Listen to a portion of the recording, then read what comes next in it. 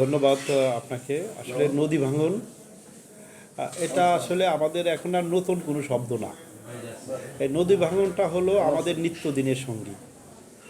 আমরা যারা নদীর পাড়ে বসবাস করি, পদ্মার ঢেউয়ের সাথে সংগ্রাম করে বেঁচে থাকা আমাদের প্রধান কাজ।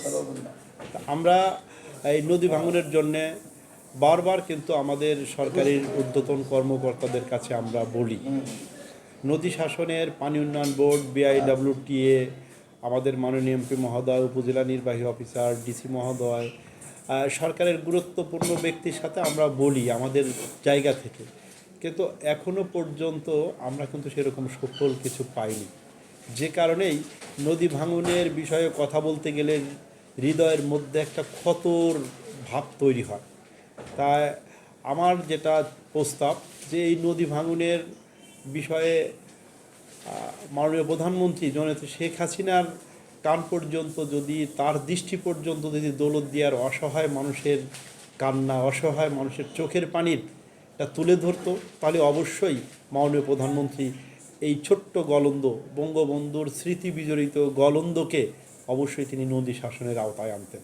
তা আমি আপনাদের মাধ্যমে সরকারের ঊর্ধ্বতন কর্মকর্তাদের কাছে আহ্বান জানাবো যে আমরা এই নদী ভাঙনের, নদী শাসনের বিকল্প নেই, আমাদের কাজ করতে হবে।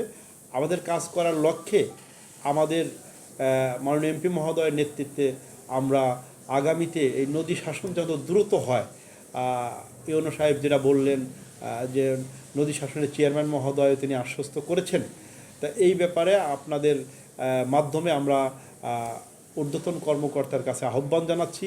সেই সাথে নদী ভাঙনের, যখন আমরা নদী ভাঙনের ভাঙন শুরু হয় তখন কিন্তু আমরা নদী ভাঙনের কথা চিন্তা করি, আর যখন শুকনা মৌসুমে, শীতের মৌসুমে অল্প খরচে কিন্তু নদী শাসন করা সম্ভব, আর তখন কিন্তু আমরা কেউ উদ্যোগ নেই না। তা আমি মনে করি এটা একটা প্ল্যান করে, মাস্টার প্ল্যান করে গলন্দ, দৌলতদিয়া, দেবগ্রাম, উজানচরের যে সর্বহারা মানুষ, যে নদী ভাঙনের মানুষগুলো, সেই মানুষের পাশে আমাদের দাঁড়াতে হবে।